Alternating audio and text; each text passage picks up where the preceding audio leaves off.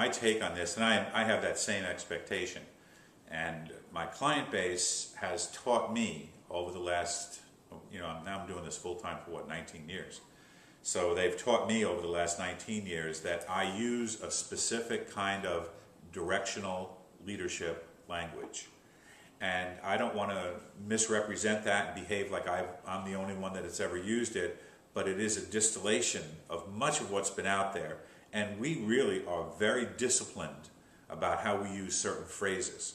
We actually will show the gang that some of the phrases that people use in a casual way have a lot of judgmental overtones, and how to watch out for that language so that we don't send people, maybe not even intentionally, right under the bus.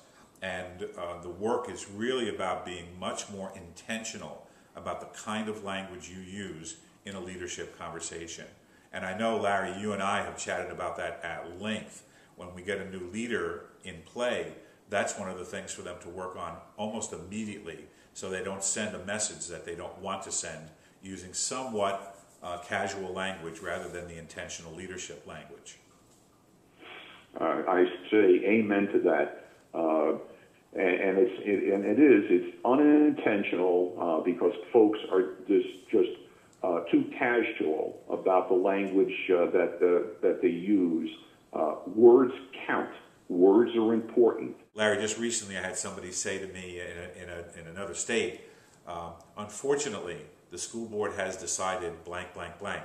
Well, that right away created in the room a stir, because it was as though the leader of that group said the school board didn't make a good decision. So, right, simple word, unfortunately, created a whole nother response, an unintended consequence also. That leader had no intention of throwing that school board under the bus, but it happened. Right. Language counts. Even one word counts. Language counts. Excellent. Wow, this program sounds incredibly rich and rife with gems and simple tools. Larry, I like how you referred back to the idea of common sense, right? People get so caught up in formulas and success recipes that sometimes they lose sight of the actual simple basic. And on that note, just for our audience, my understanding is that this program is for new, aspiring, and newly tenured and veterans in the school districts. Is that true? The way we do this is we follow the original Latin definition of education, educare, which is to draw out. And the whole week we will be drawing out of people their experiences, their knowledge, their personal wisdom. So truly, we would love it if we had a certain cohort of veteran leaders, because we think those folks would actually add richness to the program as well as learn. Larry, what's your take? I agree. The leadership development work that I have done, I allow anyone who is willing to enter into that process because we're all teachers and we're all learners. And so if there are participants who have insight that others can learn from and have a rich experience and are veterans, it only enriches what we're doing. So I'm in absolute agreement. That's beautiful. Larry, talk a little bit with me about when we're helping people learn how to influence others, which is fundamentally a leadership act. We're always working towards this common understanding. And you and I have been working on this sense of how does somebody demonstrate that they understand something. So would you talk a little bit about where that came from and why it's so important? Well, without getting too academic about the whole thing, you start off with the question of what is learning? What does it mean to learn something? And the only way that I, as a teacher, know that somebody is learning is for them to demonstrate their understanding of what it is that they have learned. And there are about a half a dozen ways, at least, for folks to demonstrate what it is that they understand. Without running through those half a dozen things, those will be built into our seminar are opportunities for the participants to actually demonstrate their understanding, and for us to listen very carefully to that, and if need be, to reteach it in a different context, in a different way, so that everybody in that room understands. You know, like we were talking before, Lara, about difficult conversations. And when somebody is in a difficult conversation, both the leader of the conversation as well as the person participating may, because of the emotionality, forget to close the loop, so to speak, and make sure the person understands by asking some of those very direct questions. So this is, at some level, purely academic. At another level, absolutely practical. Because when somebody leaves a difficult conversation, well, you don't want them focused on the person in the room that they might be upset with or upset with themselves. What you really want is that an understanding has been developed among and between the 2 or 3 people in the conversation so that they can move forward and make commitments. So this entire week-long seminar, we will consistently and constantly be modeling and demonstrating and identifying these ways of telling if somebody actually has understood what you had hoped they would understand. Yeah.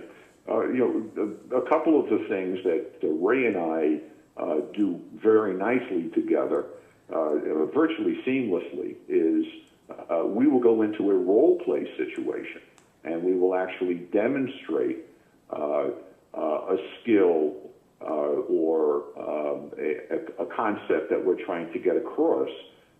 There are many folks who learn in that kind of way, and I would also say the simulations that I have developed. There are infinite number of opportunities for the moderator, either Ray or myself or both of us, to begin to delve into participants' understanding of important milestones, of important frameworks. So that's why we need a week to do this, because many of these understandings are nuanced. Yeah. They're very subtle. They're very subtle. You need time to develop them. Yeah, well said. And I think that also is very interesting too, that when you and I practice role-playing and then get the group to do it, they can see the nuance more easily. Otherwise, you really sometimes miss it. Yeah. You wind up talking about something rather than doing it. Exactly. And then you never really get it in your system. Right. And it's the doing which is a demonstration of understanding. Excellent. Well, I think it sounds absolutely fantastic, and the fact that a new language of leadership can be shared with our upcoming principals and superintendents, and the potential impact it's going to have on the kids of the future, our parents, and the community at large, I think is just a powerful, powerful idea. So, Drs. Jorgensen and Aronstein, I thank you very much for joining us this morning to talk about this program. Dr. Jorgensen, can you share with us where people can find out more about the program and also hear more about some of these topics that are so powerful and so important to one's leadership journey? Sure.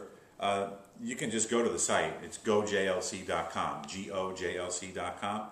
And you'll hear, actually, you can poke around on the site. You'll find all kinds of stuff, podcasts, little videos. But the actual description of the particular program is in there. Feel free to email us at gojlc.com or email Larry or myself, and we'll get back to you.